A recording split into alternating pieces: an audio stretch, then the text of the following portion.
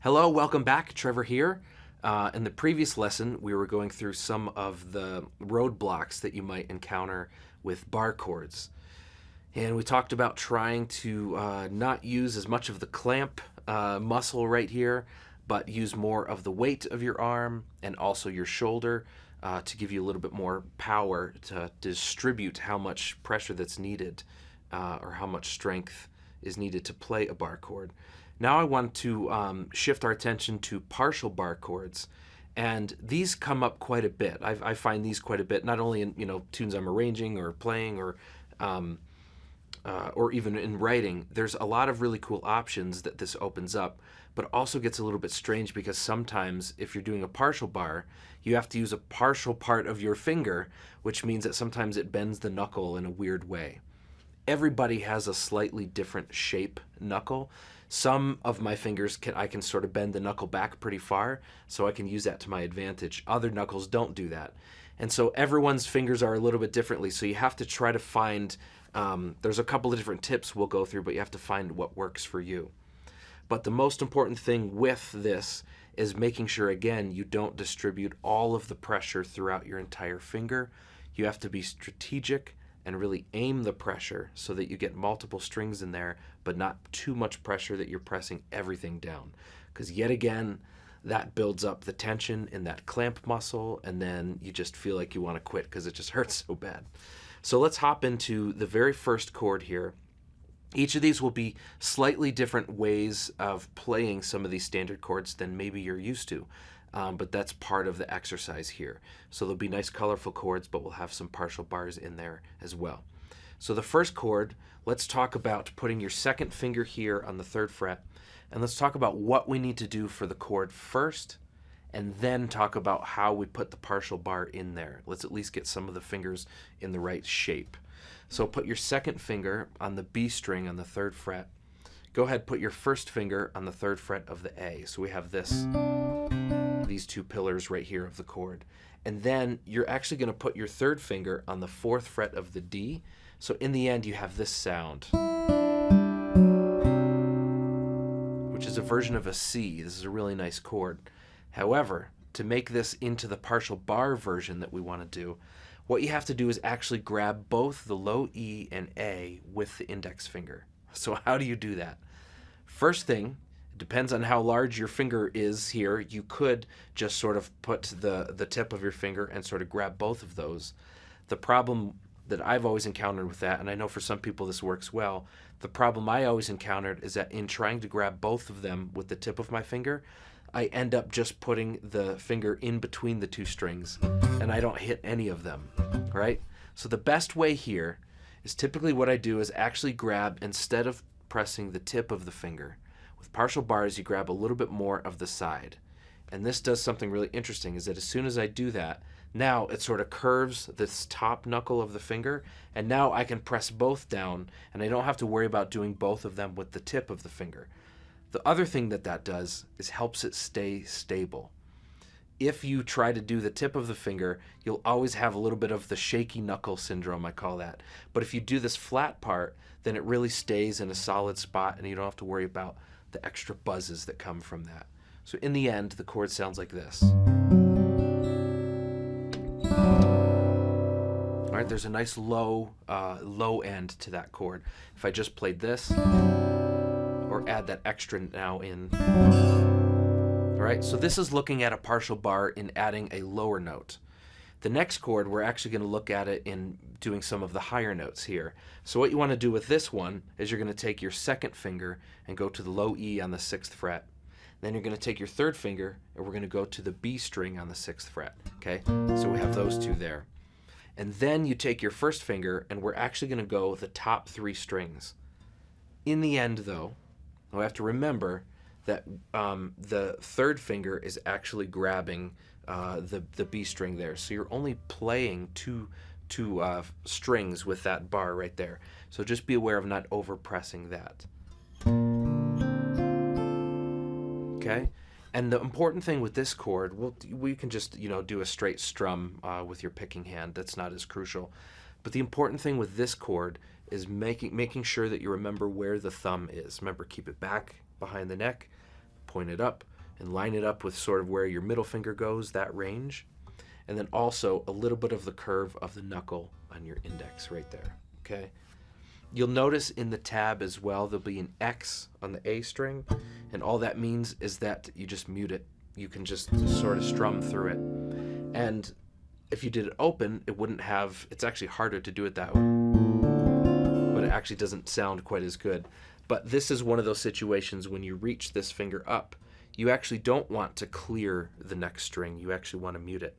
If you think about it too much, it gets confusing, but just know that naturally you will mute that string. In this situation, that's okay. That's what we want. And I know that contradicts some of the stuff we talked about earlier when making sure your local strings can stay ringing out when you press a note.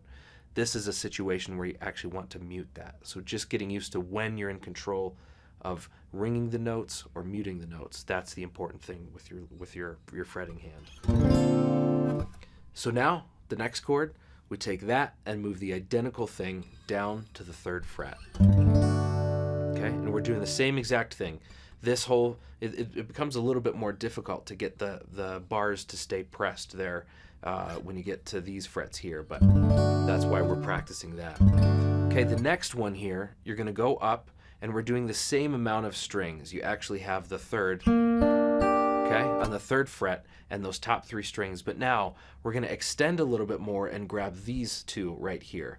This is, okay, that's like the start of the Stairway to Heaven chord, but we're gonna add 1 extra note to it as well. Okay, this is a version of an E flat here. Okay, the best way to think about this, again, is making sure that you can have the stretch here and all the way up to the pinky here by making sure your thumb is moving. So if you need to reach the thumb closer to the pinky in order to get this pinky to stretch there comfortably, then do it. Don't feel bad. Okay, so that's the first 4 chords of that. So we have this, we go back to this version of a C, and we go up to this F, be an F over B flat, and we go down to this D over G here. Okay, and then we have, again, same amount of strings when we go up to the next chord. Just move it up here, 1 fret, and then put these other 2 down. Okay, now we're getting to one that's a little bit more tricky, but also something that might be familiar. When you first start playing, you have an F chord, right? And I've heard this story over and over again. This was my experience and so many players as well. When you first learn F and you have to get both of these pressed with the first finger, that was just the hardest chord ever. So avoiding that became this F major 7, which is a really nice sound, right? But we're gonna head back to that. If you've tried to avoid that, we're gonna head back into that now. Put your first finger on the first 2 strings on the 1st fret. Then what you actually want to do is put your 4th finger on the 3rd fret of the G. Okay? And then we're just going to take the 3rd finger and we're going to go all the way down to the low E string.